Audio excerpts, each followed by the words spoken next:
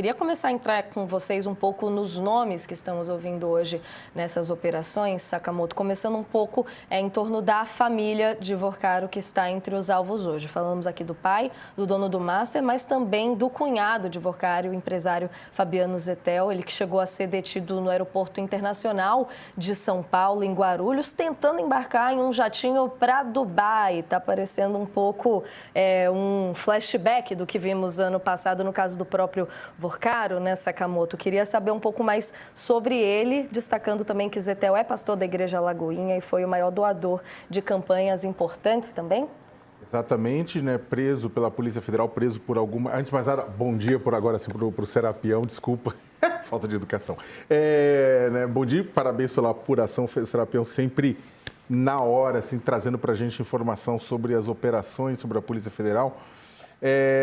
O Zettel, que é cunhado do Vorcaro, ele foi preso por algumas horas pela Polícia Federal quando tentava pegar um jatinho para Dubai, né? E como bem a Nath colocou, é exatamente para Dubai que o Vorcaro ia quando foi preso pela Polícia Federal. Ou seja, além de parceiro de negócios e eventual testa de ferro do Vorcaro, eles também têm o mesmo gosto pelos Emirados Árabes em momentos de pré-operação da Polícia Federal, coincidentemente.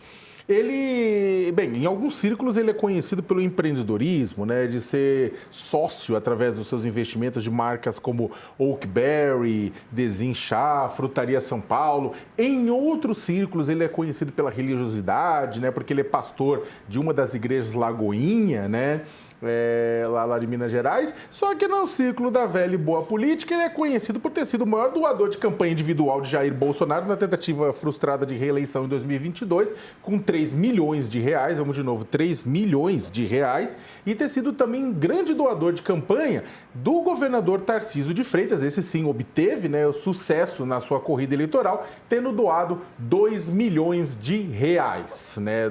Ou seja, 3 e 2, nesse caso. Não é pouco dinheiro, não é dinheiro de pinga, né? É dinheiro representativo. Quando você, na ciência política, quando você doa dinheiro para uma campanha, você...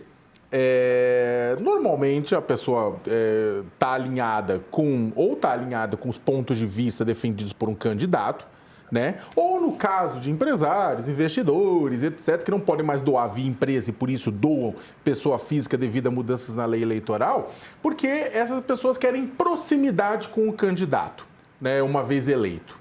Eles querem proximidade, querem abrir pontes, mostrando para eles o seguinte: olha, eu ajudei na sua candidatura, posso ajudar daqui a tantos anos novamente, e isso acaba ajudando eles a estabelecer negócios. Nada consta que tanto o Bolsonaro quanto o Tarcísio de Freitas ajudaram diretamente o Zettel em alguma coisa com relação ao Banco Master. Mas isso mostra, mais um capítulo, mais um elemento que mostra o tamanho do envolvimento desta família com a política brasileira. Né? Lá atrás, quando começou toda a questão do Master, vai, liquida, não liquida, apareceu Ciro Nogueira. Né, que foi fundamental. Vai lá, não, tem que aprovar leis para aumentar o fundo garantidor de crédito, tem que aprovar a compra do Banco Master pelo BRB, por aqui, por lá. Muita gente coloca, inclusive, que o Master é o Banco do Centrão, dada o tamanho de relação com o pessoal. Mas vamos lembrar que o Master tem relações à direita e à esquerda também. E que muita gente coloca, se você chafurdar direitinho em vários governos, federal, estadual, você vai pegando. No Rio de Janeiro, 1 bilhão para o Rio Previdência, foi de papéis podres, né? Ou seja, dinheiro de gari, professor, enfermeira, foi para papéis podres do Master. No Amapá, de outro partido político, foi 400 milhões. A gente teve o STF com um comportamento errático do ministro Dias Toffoli, para falar o mínimo, né? Para não falar comportamento esquisito, né? Com relação à questão do sigilo e outras questões do Master. Depois o TCU, com Jonathan de Jesus. TCU esse que é muito ligado ao Congresso Nacional. E aí, é claro, a própria Faria Lima. A gente até conversou com o ex-ministro Márcio da Nóbrega aqui. Eu perguntei para ele, não vale o mercado fazer uma autocrítica, no mínimo, para tudo que aconteceu? Porque o pessoal estava vendendo terreno podre, terreno na lua do Banco Master, a torto e direito. O próprio Maílson falou que tem essa preocupação, que isso aí deveria ser uma lição para a Faria Lima. A operação de hoje, as informações que o Serapião está trazendo, as informações de hoje é que expandem, né? Você pega outras pessoas que são extremamente conhecidas como investidores. O Tanuri é um exemplo. Então, que a Polícia Federal continue o bom trabalho. Vamos, inclusive, falar um pouco mais sobre Nelson Tanure, empresário que está entre os alvos hoje também, com a Natália Portinari, que se debruçou um pouco mais sobre isso. Nath, já te somo aqui na nossa conversa. Um bom dia para você. O que podemos falar desse empresário que, pelo que vi em algumas análises, tem um ar de professor de Daniel Vorcaro, de certa forma? O que a gente pode dizer do envolvimento dele nessa operação? Bom dia. Acho que a gente está com um problema no áudio da Natália. Estamos resolvendo aqui rapidinho? Acho que agora vai. Estava muda.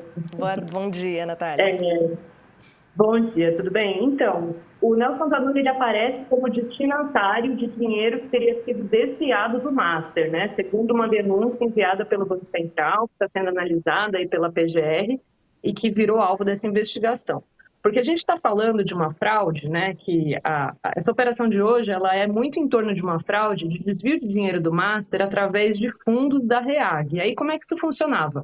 O Master fazia empréstimos para empresas e essas empresas, por sua vez, botavam o dinheiro em fundos da REAG e esses fundos faziam negócios com títulos podres. Então, o dinheiro saía desses fundos e ia parar em empresas de laranjas.